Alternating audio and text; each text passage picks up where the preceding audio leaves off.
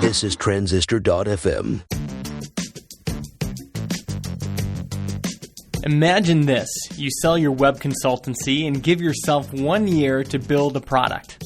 You decide to do everything by the book. You're going to validate this idea and use the lean startup methodology to build it. Well, this is exactly what Dan Norris of Informly and WP Curve did this past year.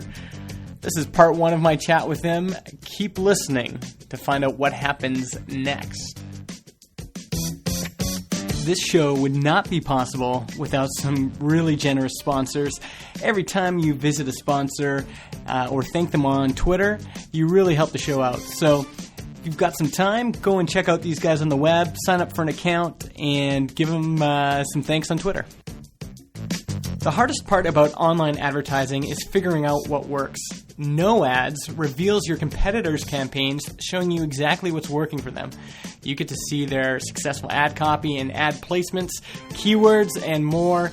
Go to productpeople.tv/ads and sign up for a No Ads account. If you're trying to set up an online store, you need to use Shopify. I've tried setting up dozens of online stores for clients, and there's always so many headaches. Payment gateways, multiple currencies, taxes, shipping rates. It's just a mess. Shopify solves all these problems for you. It's well worth it to sign up for an account. Go to productpeople.tv/Shopify, SHOPIFY, and get a 14-day free trial. And Sprintly's been there from the beginning, perfect for teams of 3 or more people. Sprintly is the easiest way for managers and developers to track the software development process. You and your team can try Sprintly for free by going to www.sprint.ly. When you're ready to sign up for an account, I'll get you 10% off. Just use the code ProductPeopleTV 2013.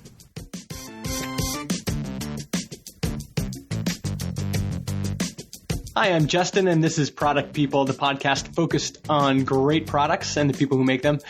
And today I'm joined by Dan Norris, the founder of Informly and WP Curve. Dan, welcome to the show. Thanks for having me, Justin. You're like a full pro with those intros. Were you like a TV presenter before you were a podcaster but I always like talk radio, so maybe that's where it came from. Yeah, I've done like 50 podcast episodes, and I don't sound anything like that. Well, you know what you have going for you is for anyone in America, your accent is going to sound exotic. Yeah, I try to record them in the morning, especially when I've got a cold, so I sound more like Russel Crowe. That's a good technique. That's exactly what you want to do. What's the name of your podcast? Web Domination. Web Domination. We'll put that in the show notes. So, Dan, why don't we start off by maybe just telling us a little bit about yourself. Where do you live, and how did you get into building stuff on the web? Alrighty. So I listened to the Dan Martell one. Do you want me to tell you lots of stories about how I've been arrested and shit like that? Or let's skip over that. Sure. Yeah, I'm in the Gold Coast in Australia. I grew up in Brisbane in a place called Logan, which is like, it sounds like bogan, and there's a reason for that because it's like full of bogans. It's like world renowned for being full of bogans and for creating Savage Garden, which is kind of weird. But what's a bogan? Oh, you don't know what a bogan is? Like a redneck? Do you have rednecks there? Yeah, we have rednecks. I've never heard that term, bogan. Or maybe it's actually like named after Logan. Maybe it's like it actually only exists here. I don't know. I just looked it up, and it said the term bogan is an Australian and New Zealand slang for an individual who's recognized to be from an unsophisticated background. That's it. That's fine. Well, they could have just said an individual who's recognized to be from Logan. So you're from a redneck town. Yeah. And then after I migrated from Logan, we moved to the inner city, but then I ended up moving back to another redneck town, so I couldn't get away from them. But yeah, at the moment I'm on the Gold Coast because I like the beach, and my background is I started doing human resources, believe it or not. Okay. Is really weird because I'm not a people person. But the only reason I did it was because I failed marketing, and they have a rule in university here where if you like fail your major, like if you fail a subject that's your major, you can't keep doing that major. Really? Which is harsh. Yeah. Well, you can keep doing it, but you have to repeat the subject. Whereas if you change majors, you can keep that failure as like a completed pass, like a conceded pass. Huh. So why do you think you failed marketing? Was it that you didn't like it, or what was behind that? I think I was just totally clueless going into university. I was just lost and I failed everything. I think I went from, like, in the first year of university, I pretty much failed everything except for my human resources subject, just because it was so easy, and I just had to get a book and like read about it, and then by the end I was like, I've somehow worked it all out, and I was getting really good marks. But yeah, the first semester I just screwed everything up, and so screwing marketing meant that I had to either repeat the subject or change majors, and obviously I'm not going to repeat the subject. Screw that. So I changed majors, and so I did human resources for a little while, and then eventually just kind of forced my way into like more technical stuff because I was just bored with HR stuff, and I worked for a big company over here and basically got into e-learning like pretty early on. So this is probably like, God, how many years ago is this? It's probably like 7 or 8 years ago, 9 years ago. And we were sort of pioneering some like e-learning type stuff. So that was pretty exciting to me, much more exciting than talking to people. And was this e-learning on the web?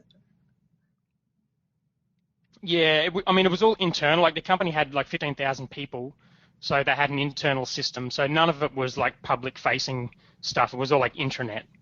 But this was sort of in Australia, like this really wasn't happening that much at the time. Like it was pretty new. Mm-hmm. And so we were building some pretty cool stuff.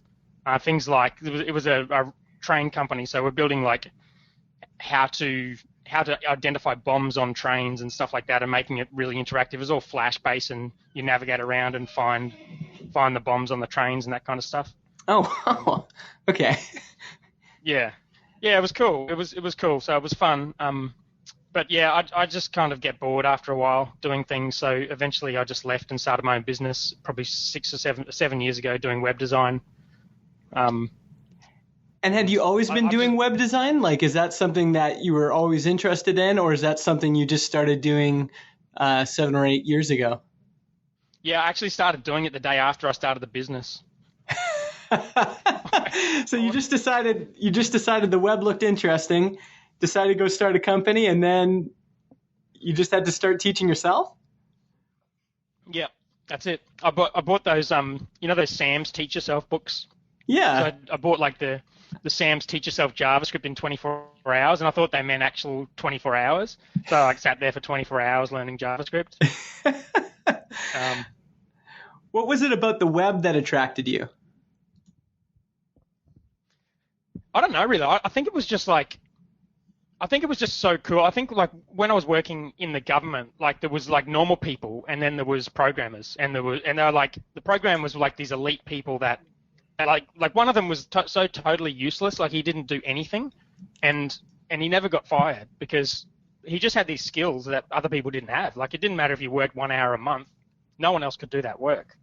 And so I was just like, man, I got to learn some of this shit.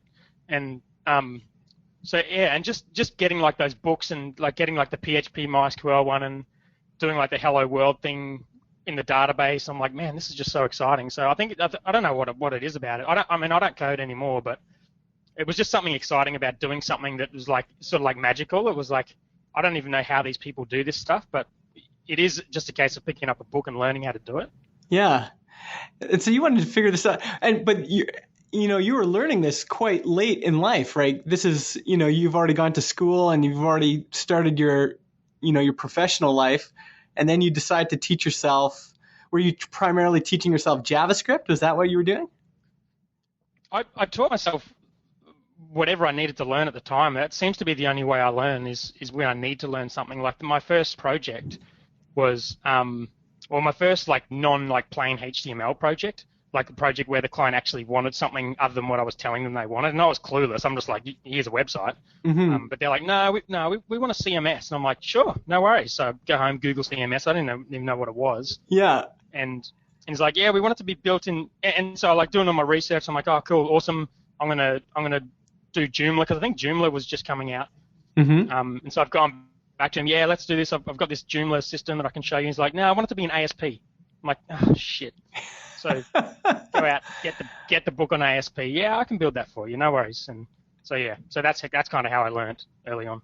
No way. Like you taught yourself ASP? Yeah, I mean enough to be like able to build the crappiest, most simple CMS possible. Huh. And so you're doing client work, basically building websites for people. At what point did you start getting interested in building products, or even realize that you could build products on the web?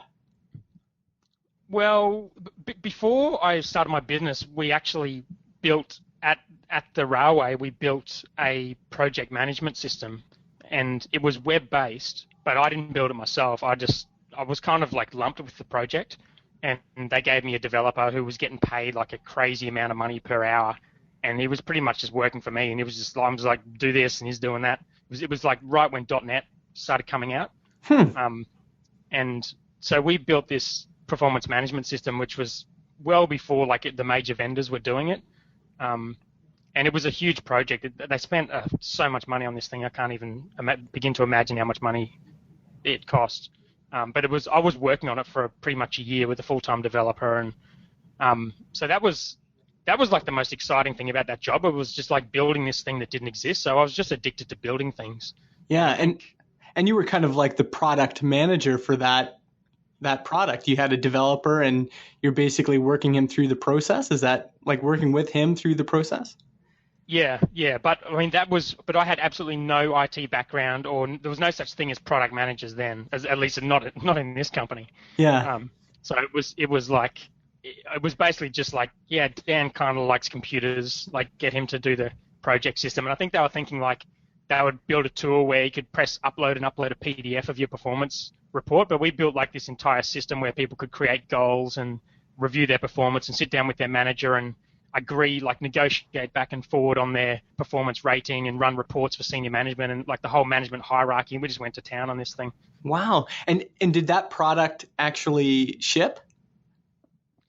It did, but it was eventually replaced. And when it was replaced, I think it's been replaced quite a few times since, but Saba, who were doing the learning management system, brought out a performance management product.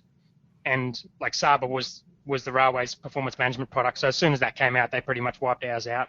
And then I think they've upgraded to SAP since then, and SAP pretty much wiped the Saba one out. So it was live for a couple of years, yeah. Yeah, but you had the experience of working on something in a large company and actually shipping it, which is quite unusual. Yeah, and I mean, we made so many mistakes on that thing. It was like if you made those kind of mistakes in your own business, like I'm sure if you got the job of building something like what we built for this type of company now, like it would probably be a multi-million-dollar job. Mm-hmm. It's a big project to get all of the managers. But back then it was just like us tinkering stuff. We weren't even in IT. Like we were in learning and development, and we got this programmer in. Like we were even pissing off IT because we weren't even supposed to build our own stuff. So what was it about that? Was there something about that gave you a vision for like I could build my own stuff and sell it on the web? Like was that where you realized you could do that? No, I don't think so. I think it was more just the fact that and I didn't really realize this until later, but it's just I just love creating things. Mm-hmm. And I think it's as simple as that. It was just the fact that like that part of my job enabled me to literally invent something out of thin air. Like I was going home, actually had the job of building the e-learning training for the software before we built the software, like at the same time as building the software. Mm-hmm. So this was before like the screen simulation, Camtasia, all that kind of software. So like I was going home and mocking up screenshots of what the software might look like in Fireworks and then sending them to the developer to do the Flash like simulation of how to use the software. Huh. So it was just like the most exciting thing, just creating this stuff from scratch. Yeah. So you're trucking along with your own web consultancy. And I want to know, how do you get from running this consultancy to your first product informally? How did that happen? Yeah, so basically from very early on running the consultancy, I sort of figured out that I became pretty much useless to clients after I built their website. When I first started out, I didn't really have any way of doing any recurring services. Eventually, I kind of built in a whole bunch of recurring services, but at the start, I'm like, well, what am I actually going to do for these clients each month to make sure that I'm still relevant to them and I can still make money, every month? So I started doing manual reports and just like literally logging into AW Stats and copying down their stats and writing in a comment and sending them a Word document. Mm-hmm. And eventually that just grew. I went from that to hiring an assistant to do it for me, which took a long time and had a lot of errors. And then I hired someone on Odesk to build like an automated version of it, or a very, very dodgy automated version of it. And I think by the end of running that company, I really, really just wanted to spend more time building stuff and create that kind of company that I could scale a bit more. And I had a number of different ideas I could run with, and that seemed to be the best of the bunch. So I decided to run with that and turn it into a product that other people could use. Mm-hmm. And had you, like, were there other products that you were using? Did you have a vision for, other web-based products already?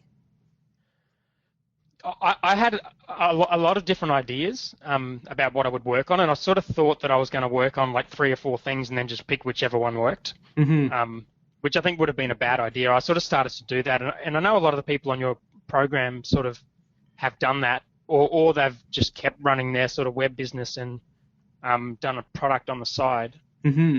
But I tried that, and it just didn't work for me. Like, I just couldn't focus on what I wanted to focus on, and I just kept getting dragged into the web business. It probably wasn't really profitable enough for me to be spending all of my time building products. Yeah.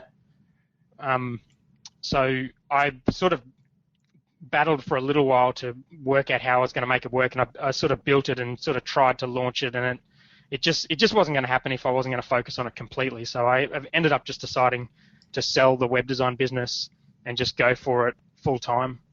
And when was that? It was a year ago, so it was July 2012, and I had the intention of building like an analytics dashboard for just general business owners, and that's how it, and then eventually I would turn on the agency version, which was sort of what I built internally, although we had to pretty much rebuild everything from scratch. So 1 year ago, you decided to sell your web consultancy and go full hog on building products. And yeah.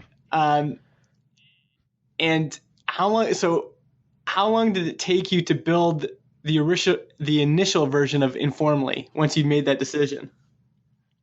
Well, I sort of had a little bit to start with, and it probably took me 3 months. I did a whole bunch of content. I got a whole bunch of people signed up to my email list, and while doing that, I had a bit of a beta that I had some people playing around with. It probably took me 3 or 4 months to actually get a product that could be used, and then let me think. See, I launched it in December, so it would have taken me, I think I started in August, so August, September, October.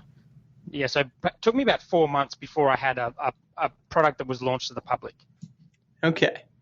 And so how were you supporting yourself during that 4 months if you weren't doing the web consulting work anymore? With the money that I made from that business. So I made enough money to give me about a year to work on another business. So I just decided that I would make it work within a year, or else I would crash and burn.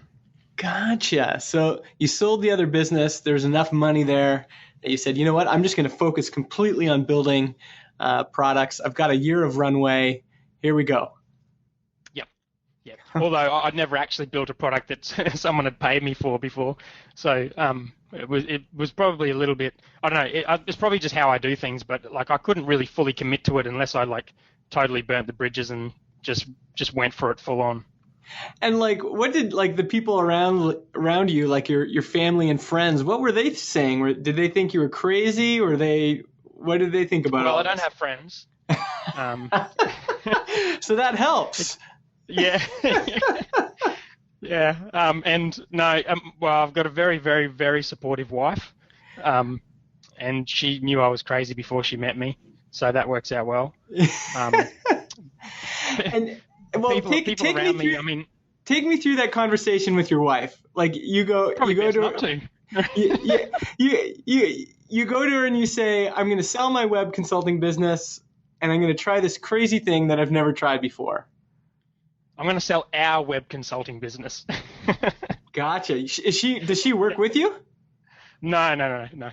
We met at work, but she's got her own job and thankfully she makes money. So, yeah, I mean, I think she knew I wasn't happy running that business because it was frustrating me. It's kind of hard to run a business by yourself, and I try to back myself with everything, but at the same time, it's kind of hard to have all the skills you need as an individual founder to make a business work. Mm-hmm. And that kind of business is particularly tricky because there's so much competition, and you really need to be a good sort of face-to-face salesperson and have a good team who can deliver behind you. And I was more like the team that could deliver, but not so much the face-to-face salesperson. Mm-hmm. And I tried to work around that a lot. I built a website that actually bought originally, but I turned it into a blog that was ranking #1 in Australia for website design and #3 for web design. I was getting loads of traffic, and I was getting probably, almost a lead a day from that. And I did a whole bunch of other stuff that sort of meant that I could try to run this business without spending all my day out selling. Mm-hmm. But in the end, I just wasn't able to grow it. I wasn't really able to get it to be profitable enough to kind of scale it, and that was frustrating the shit out of me. Mm-hmm. And so the decision was basically, I tried. I gave myself, a final kind of 6 months and thought, I'm going to have another crack at this, give myself 6 months to get this right. And after 6 months, it was really just doing the same as what it was before, so the decision was made. Interesting. Okay, so you've already had some experience before you launched your first product. You had some experience with content marketing, obviously. Well, I mean, if you're ranking #1 for web design in Australia. Well, yeah, I mean, but before I bought that site, it was basically just a one-page sales page, and over the course of about 2 years, I turned it into a blog, and I wrote probably 100, 150 posts, and started building a following on Twitter, and creating loads of stuff. I created like 6 or 7 ebooks and all sorts of stuff on that site. And yeah, that was probably over the course of about 2 years prior to starting Informally. Okay. So, and actually at this point, we should probably briefly describe, what does Informally do? What is it? Right. Well, it's changed a few times since I launched it, but what it does right now is exactly what the original idea was, which was how I was using it for my agency, which is an agency signs up, they connect to Google Analytics, it brings in all of their clients, and then it creates nice-looking reports with their logo, and it sends those reports to their clients every month. And so, I mean, it basically keeps you as an agency owner, fresh in the minds of your clients. It brands the reports for you. It creates charts that are really simple for clients to understand. So it doesn't give you like a 15-page confusing report that a small business owner is not going to have any clue what it means. It's like really, really simple charts. And clients are using it generally as part of like a retainer package. So how I was using it was I had a support program, and as part of that, they would get a monthly report. And so clients can more or less make money, building recurring services and using Informally to kind of educate and update their clients each month. And what was the initial version that you released after 4 months of building? What was the initial version of Informally? The initial version was not the agency version. It was direct to business. So as a business owner, you could log in and you could connect a whole bunch of different services. Like I think I connected with about 13 different services. Xero, MailChimp, Google Analytics, Google Rankings, Pingdom, Site Uptime, all of these kind of services. And you could create a dashboard with like simple charts from all of those services. So you launch after building this initial version 4 months into your 1 year, your 1 year runway. What happens? How many people signed up? What happened after you launched? All right. Well, I'm going to do the short version of this because the long version is going to take too long. But the short version is I screwed up with payments in a bad way. So I was really keen to make the payment process as simple as possible, and setting up I wanted to take US dollars because I knew that my customers weren't just going to be in Australia. And setting that up in Australia is a real pain in the ass, and it requires getting like US merchant accounts and all this kind of crap. And I couldn't use PayPal because the way my company was structured. So it took me a long time before I put up a payment button up there, and I think I probably had about 4,000 sign-ups, free sign-ups, before I even put up a payment button. Okay. And yeah, and when I put up the payment button, I mean, basically no one signed up. I had probably, I mean, eventually I got to like 20 customers, but I think like in the first week I had like one. Gotcha. And it was horrible. So and Stripe isn't in Australia, is that right? No. Man. So there's some challenges with doing this in Australia. Were you connected with any of the other startups in Australia?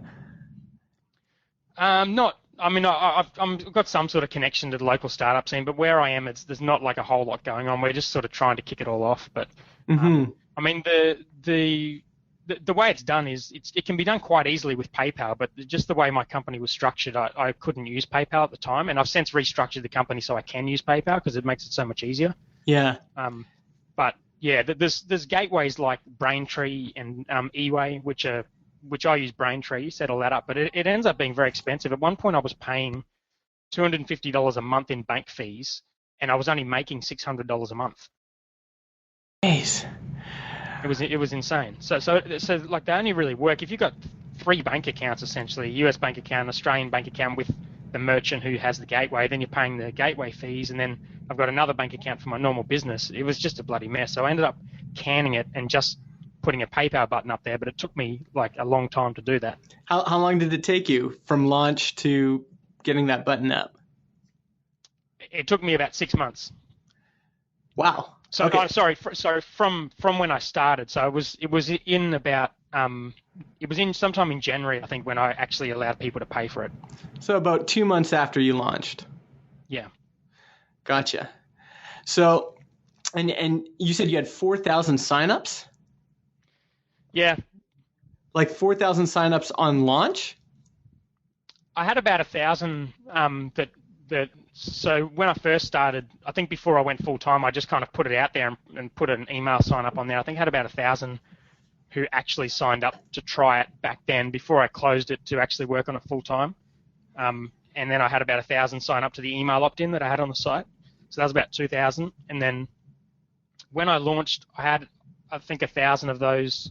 It got a bit of coverage. It got like coverage on the Next Web, and a whole bunch of other sites covered it. And I was doing all kinds of shit. Like I had like 15 different traffic strategies I was trying. I was guest posting everywhere. One day I wrote 13 blog posts on my own blog. I was just creating an insane amount of content and building up a lot of noise.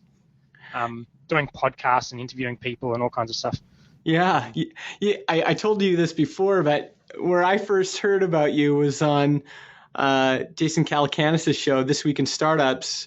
You called in, and I was like, ask Jason or something like that. And I remember that, you calling in and asking about the name informally. Yeah, I've had a shower since then. I was like looking extra homeless on that because I was actually about to fly out overseas like that morning, and they sent a thing out the day before saying, oh, we're doing this Ask Jason show, and I'm like a massive JCal fan, so I'm like, I'm doing that shit. I got to be on that show. Yeah. So like, I pretty much made up a reason to be on there. Like I was thinking of changing the name, and I'm like, oh, I may as well just ask him about the name because I had called it Web Control Room originally. Yeah. And I'm like, oh, thinking about changing the name, and so I thought, yeah, I'll ask him that question, see if he wants to answer that. And I actually emailed him. I'd emailed him probably 6 months prior and given him something. Like he put something out on Twitter saying, oh, I want a list of ways to market my app, and I'm like, oh, here's a list of 500 app websites or something that I'd gotten a hold of. So I mentioned that in the email and said, oh, I chatted to Jason a few months ago, and I'm keen to chat to him again about the name change. And Kieran's like, yeah, cool, that sounds like a good idea. So yeah. So this is probably a good time to bring up this blog post you just wrote. Is startup validation bullshit? Because I think people watching you would say, this guy's doing everything right. Like he built up this big pre-launch email list. He had 1,000 signups on launch. He's writing all this content. He's got, all these different content channels. You're getting on This Week in Startups, and people are hearing about Informly. They know what it is. So talk to us about, maybe go through your this blog post, is startup validation bullshit. What did you discover in that year of building and launching Informly that then made you write that post? Well, it was more the bottle of wine I drank before writing it that made me write it. But, that's when you do the best writing. Yeah. Yeah. Oh, man. Well, I mean, honestly, part of it is just everything you read everywhere anyway. Like, it's basically just, getting a customer and not focusing on vanity metrics and, not focusing too much on the product, instead getting out of the building. It's all that lean startup shit. And I don't think I did do enough of that. Like, I did focus on building the product, and I did focus on marketing, in that I was getting a lot of noise on my site, but I didn't focus enough on whether or not I was building something that people wanted to pay for.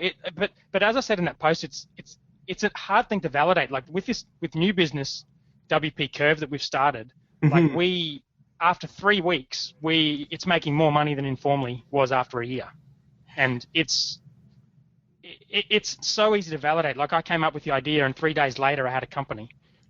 With software, it's so much harder. It sounds easy, like when you read it in the books, but it's very, very hard to really know whether someone wants to pay for your software product. And I've read all of the posts, and you can see that in that post that I wrote. And I've discussed this with people on mastermind calls and stuff, and it's just not as simple as people think. You can't put up a shitty piece of software and expect people are going to pay for it. Yeah. I love this perspective. Like, I think this is a really healthy kind of counterbalance to, a lot of what we've been reading and thinking about in the last couple of years with the lean startup movement.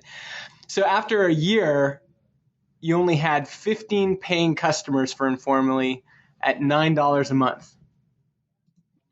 Yeah, well, I did launch the agency version probably after 6 months or so, and after a year, I probably had about 20 customers each. And it became pretty obvious to me that I was putting all of my work into the normal version and hardly any work into the agency version. And I was making 70, 80% revenue on the agency side and 20% on the B2B side. And I did make a bunch of decisions very quickly that, people might say I'd made the decisions too quickly. But I decided to completely scrap the original version of the product and just focus on the agencies. And how much do you make off agencies? Well, it's still not a lot. I think it's probably still only like $700 a month, because I've probably got like, let me think. It's only been a couple of months since I just started focusing only on agencies, and I actually literally like culled the other version of the product, which meant getting rid of 2/3 of my customers, which was kind of a hard thing to do. And yeah, you kind of second guess your decision when you're not making a lot of money and you get rid of 2/3 of your customers. But the agency stuff is growing, but it's not growing as fast as I hoped it would. And it's also I sort of came to the conclusion that, like, I could do my content and get people to the site and make some noise, but to sell to agencies, you need to sell. And that sort of leads us on to finding a co-founder and stuff. Yeah. In the next business, I guess. But yeah. In short story, I wasn't making enough to cover costs. I think 3 weeks ago or so, I was still, spending about $1,500 a month and making about $600 or something. So I was nowhere near covering costs, and I was a few weeks away from the end of my runway. Yeah. Yeah. And we're going to get into your new business and kind of what you're doing with WP Curve in part 2. And dude, how many parts has this got? This is part 1 right now.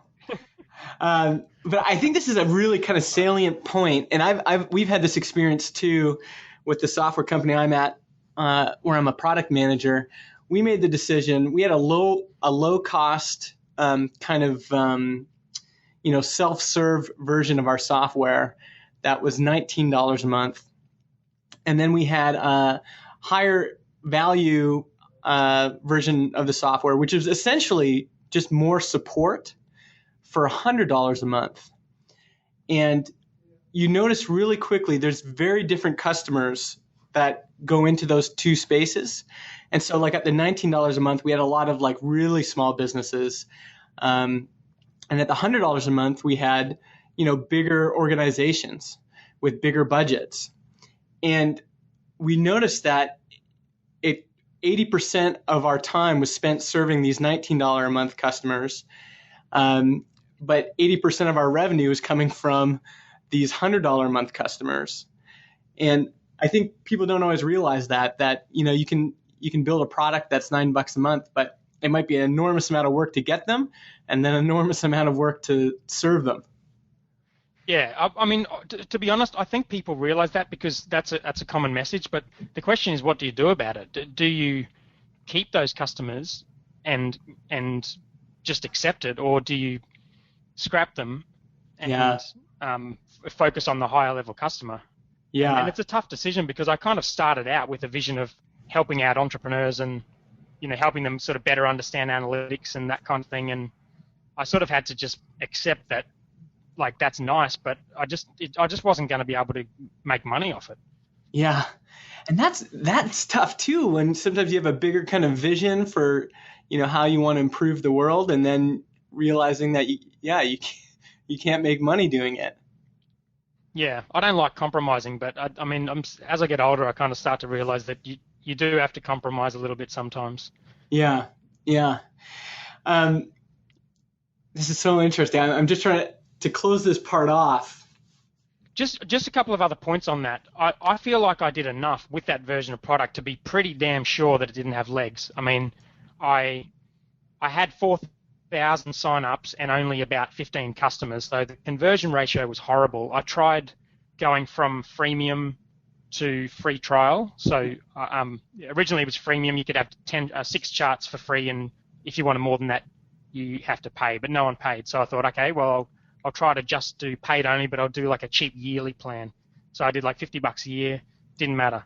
I did free trial and like just paid only. So even current free users, I kicked them off, which is not a nice thing to do. But I'm like, I need to figure out how to make money off this effing business. Yeah. But that didn't work either. I just still had a horrible conversion rate. And I set up automated sequences and I set up KISS metrics.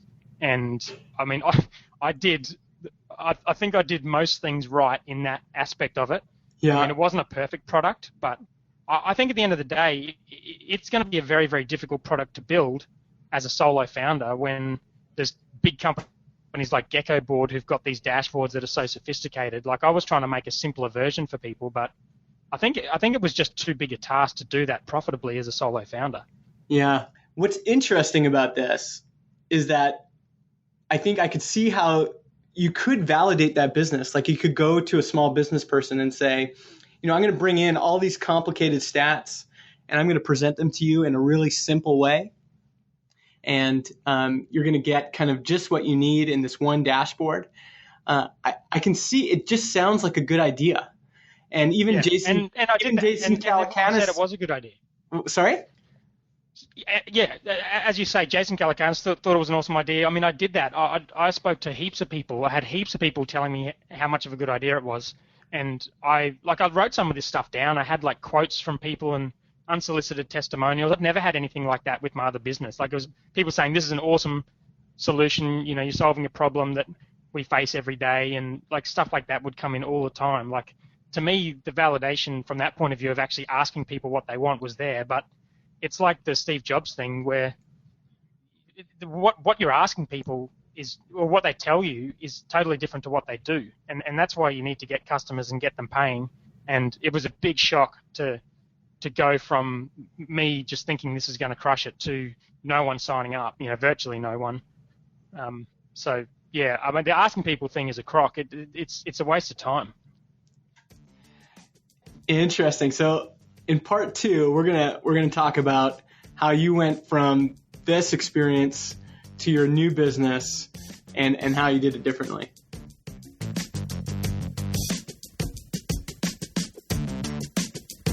My name is Justin Jackson, and I do the show every week, but I don't necessarily know who you are. I want to hear from you, why you're listening, what you like about the show, what you don't like about the show. You can get me on Twitter at MIJustin, or you can email the show at productpeople@bizbox.ca. You can also follow the show on Twitter at productpeopletv. The best way to join the Product People community is to join our email newsletter list. You can get there by going to productpeople.tv/newsletter. Please check out our sponsors, No Ads. Go to productpeople.tv/ads. Shopify. Go to productpeople.tv/Shopify. And Sprintly. Go to www.sprint.ly. That's it for this week. Thanks for listening. We'll see you next week.